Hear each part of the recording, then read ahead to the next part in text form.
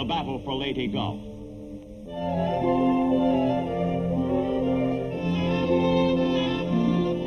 Across the restless wilderness of water that is Pacific in name only, the United States Navy orders Halsey's 3rd Fleet and Kincaid's 7th Fleet to the Philippines.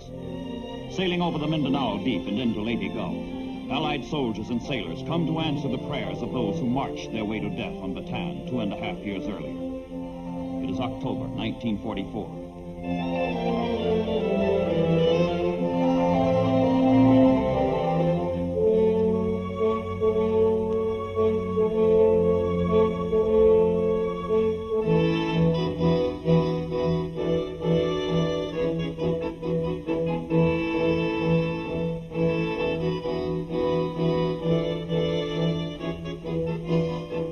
Of the Philippines will start with the island of Leyte.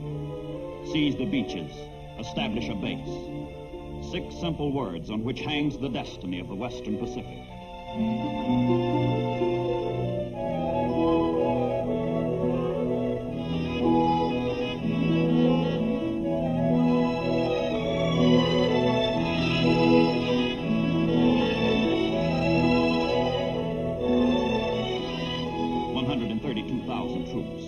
200,000 tons of material, 750 transports and landing craft.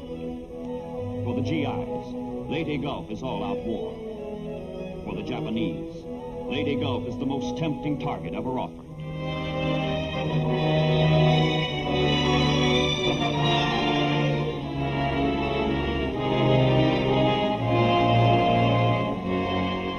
And the Japanese know it. They have long been waiting for the Allies to get out on a limb. They have long had a plan to cut off the limb. Down from the north, up from the south, in from the west, the Imperial Japanese Navy converges with 3 powerful forces to perform the surgery at Leyte Gulf.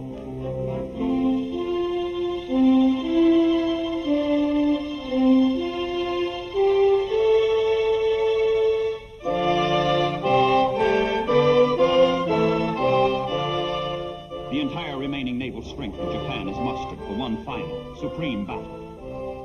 Loss of the Philippines will tear the Japanese empire in 2, cutting off the home islands from the oil, the resources, the wealth of the Indies and Southeast Asia, fatally crippling Japan's ability to wage war. The Leyte landings must be destroyed if Japan is to survive. The Naval High Command confesses. We are about to fight a battle that will decide the fate of our empire. The mission of our naval forces is truly great.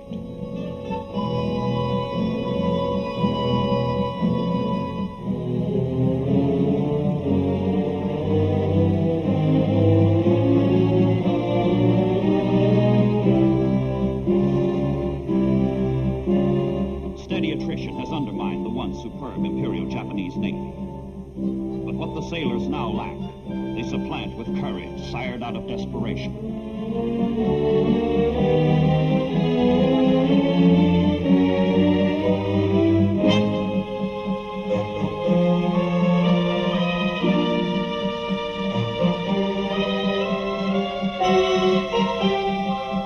Identify these ships.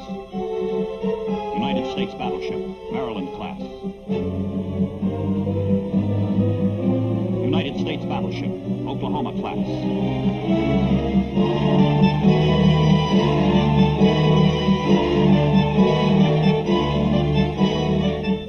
The American submarines, Darter and Dace, are stationed west of the Philippines. 3 days after the Allied landings at Leyte Gulf, they discover part of the converging Japanese Navy. They attack, sink 2 cruisers, and send the enemy's course and speed to Halsey and Kincaid. Darter is lost, but the Americans are alerted.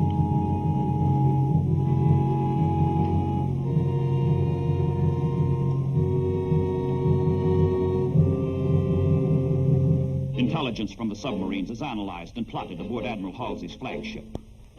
The 3rd Fleet prepares its opening move in what is to be the greatest naval battle in all history.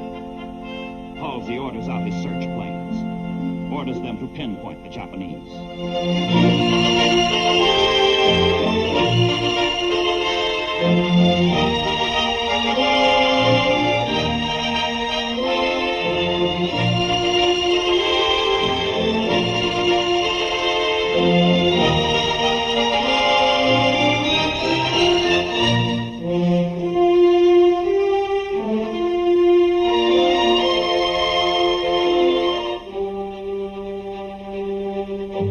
Halsey's scouts find the Japanese Central Force in the Sibuyan Sea, headed east toward San Bernardino Strait.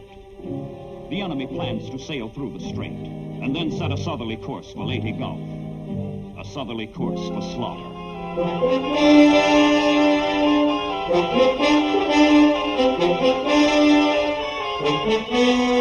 From the flagship to all carriers, strike. Repeat, strike. Good luck.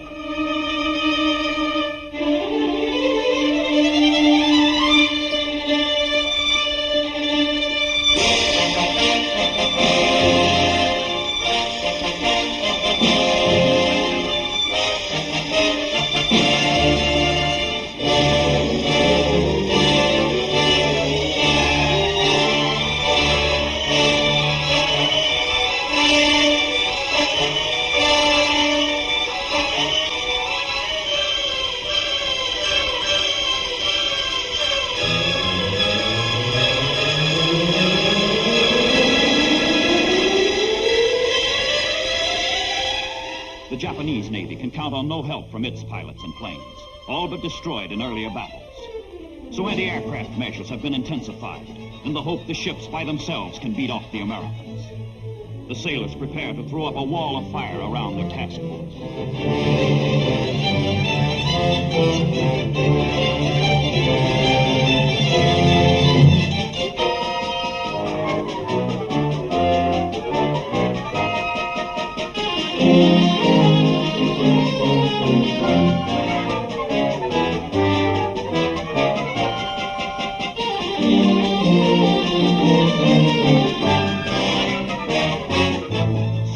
Attacks concentrate on the 63,000-ton battleship Musashi. Hit after hit is scored. 21 torpedoes find their mark.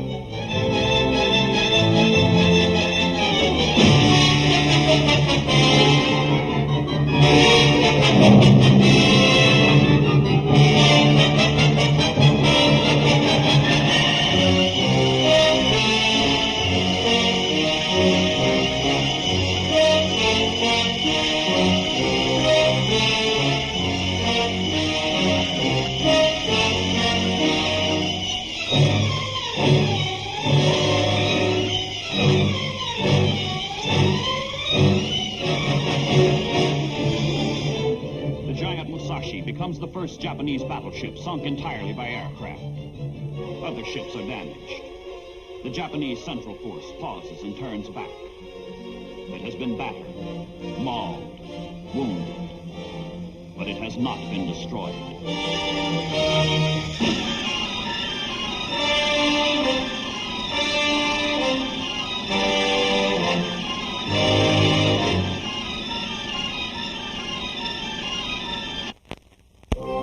In the meantime, the Japanese Southern Force, in battle array and with all boilers lighted off, rips into the Mindanao Sea toward Surigao Strait, leading directly to Leyte Gulf from the southeast.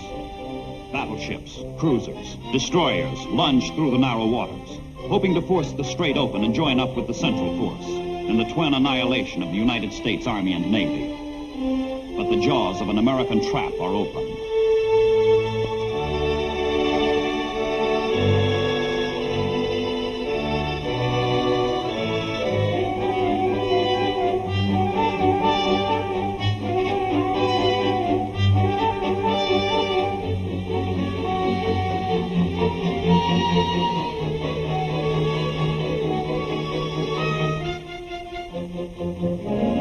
American men of war, alerted to the Japanese approach, race to put a stopper in the bottleneck of Surigao Strait.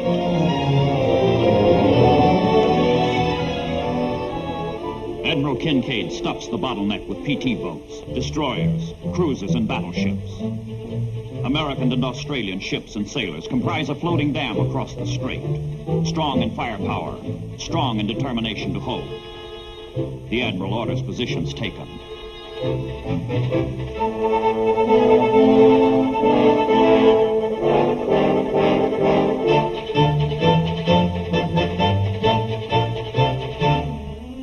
PT boats, trained to attack anything afloat, with no defense but speed, skill, daring, patrol the southern end of Surigao Strait. In the fore of the battle line, These fragile sentinels prepare to draw the first blood.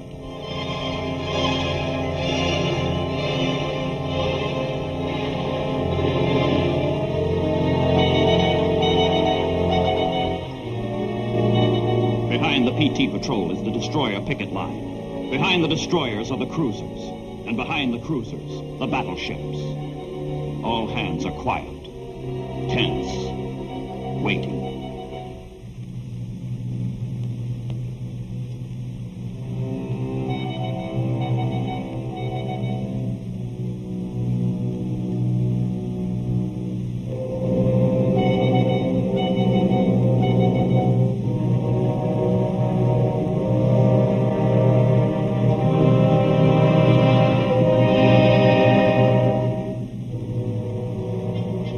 The Japanese hurl themselves headlong through the dark, into the trap.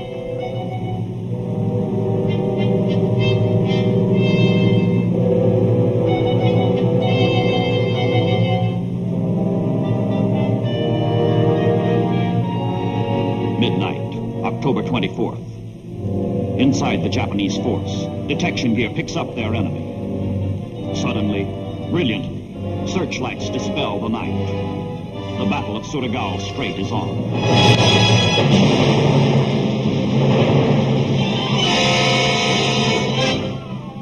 The PT sailors let go all torpedoes in their savage attack, throwing the enemy off balance.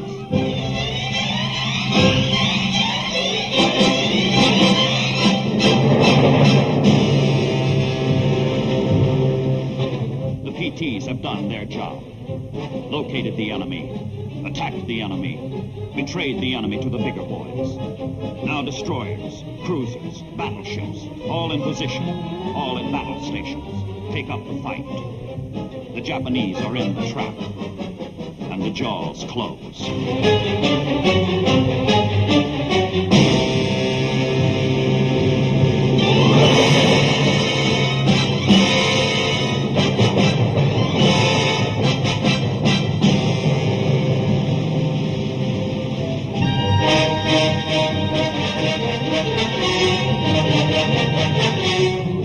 Battleships that arose from the muck and humiliation of Pearl Harbor.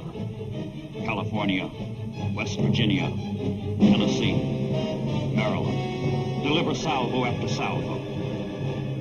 With the Japanese under their guns, the old battleships take their vengeance at Surigao Strait.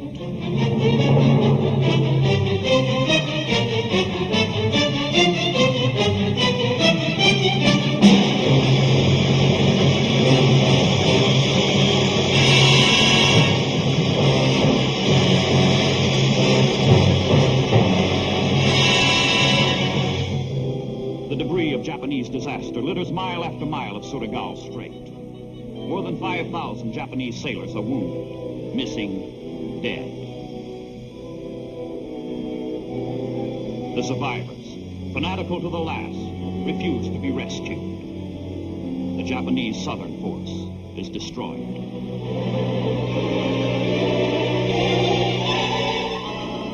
But there is no time for celebration. To the north, San Bernardino Strait.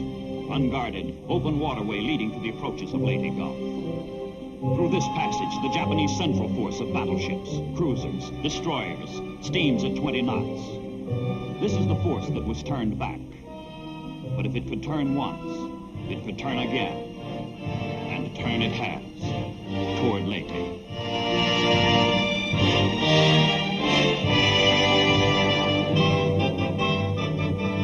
Only light American units, small escort carriers, destroyers, guard this approach to Leyte Gulf. The onrushing Japanese are first sighted by surprised, horrified search planes from the escort carriers. Should these 22 enemy ships break through, they will turn the Leyte landings into bloody shambles.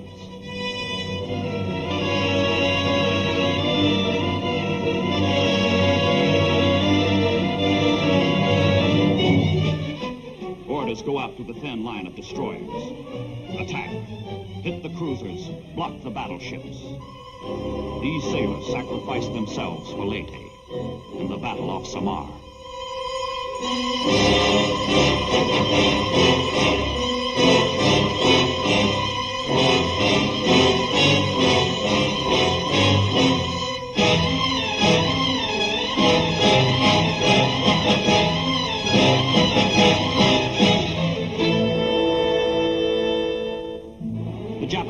force includes the largest warship ever built, the Yamato, mounting the biggest guns afloat.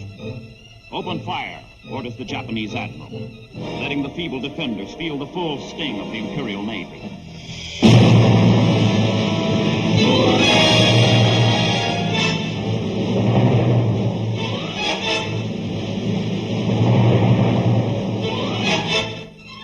Barrage after barrage straddles the escort carriers, protected only by the intrepid destroyers.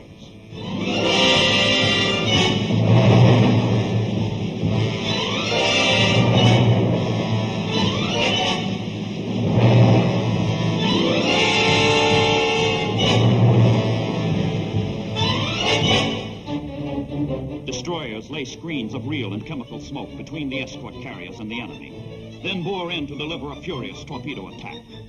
One of the most frantic, desperate actions of the war at sea.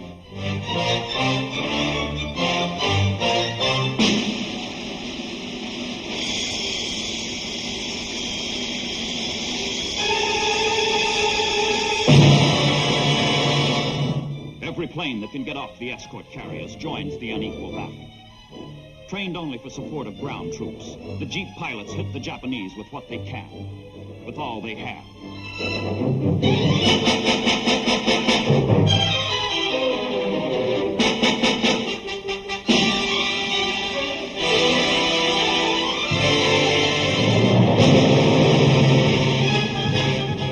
The Japanese keep pounding away, smashing the reeling escorts, the dauntless destroyers.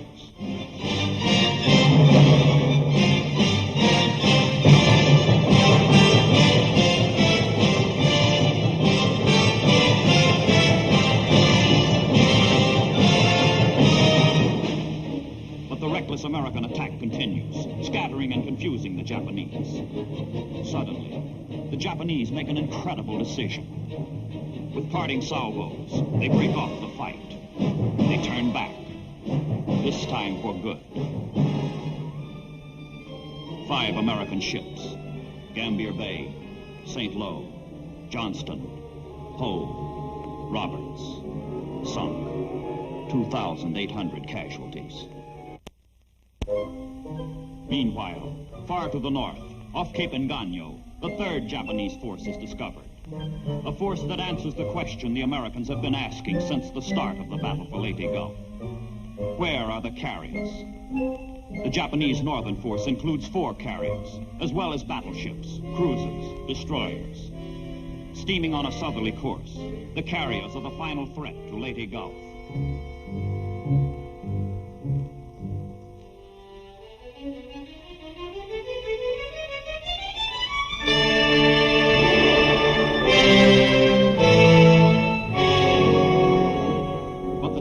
Northern force is suicidal. It is to act as decoy, to lure Halsey's 3rd Fleet away from Leyte Gulf, while the central and southern forces drive the Americans out of the Philippines.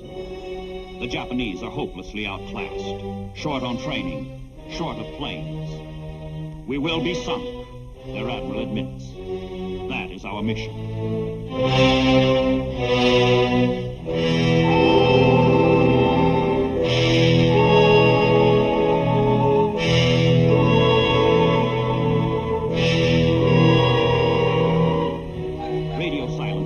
Broken to betray position.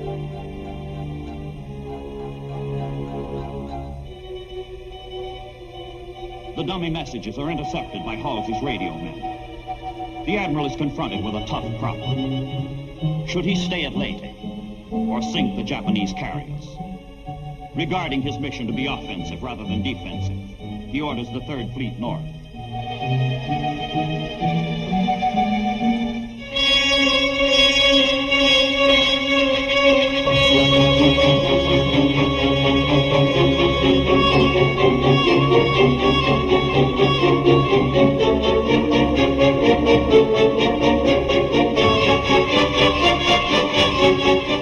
The first strike, 55 torpedo planes, 60 fighters, 65 dive bombers.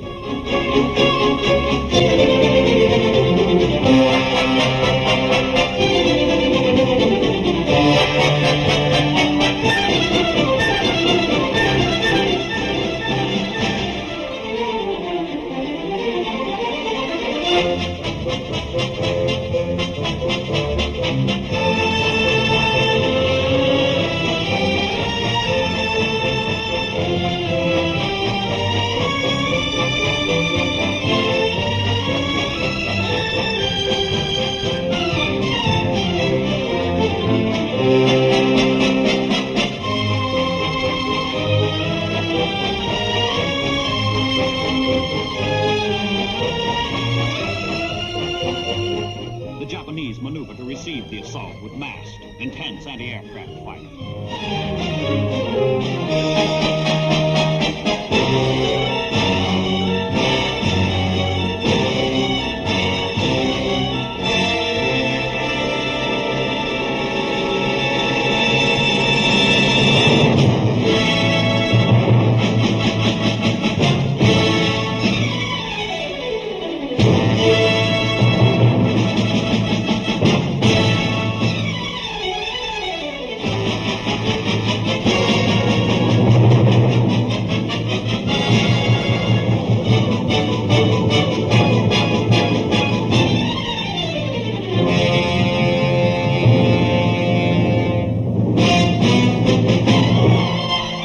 Japanese land-based bombers from Luzon. Halsey's ships are the target.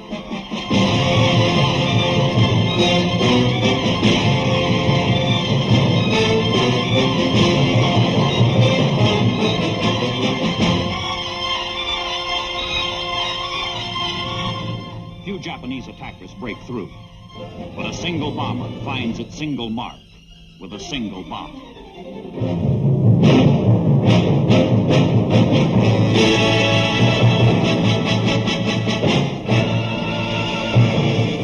The light carrier Princeton.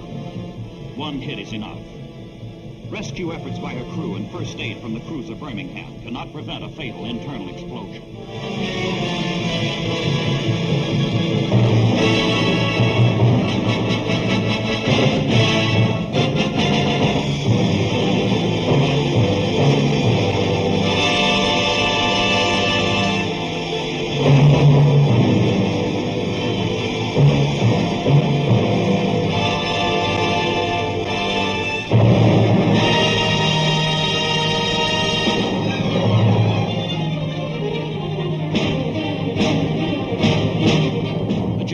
Decoy has worked, but it avails them nothing. All three of their forces are butchered, beaten, broken. In 4 days of far-flung fighting, the Japanese lose 3 battleships, 1 large carrier, 3 light carriers, 6 heavy cruisers, 4 light cruisers, 9 destroyers, 26 of their finest ships. Japan ceases to be a naval power. That dream is over. The once magnificent Imperial fleet is no more. It dies in the battle for Leyte Gulf, and it dies in vain.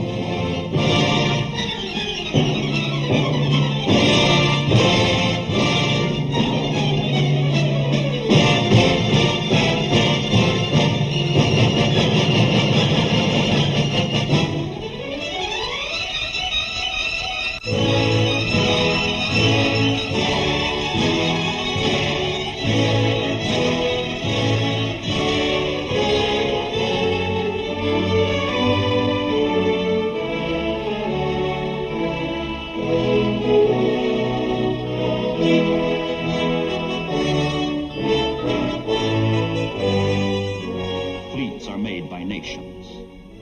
Battles are won by men. But when battle is done, the young and brave sleep, heedless of their greatest victory at sea.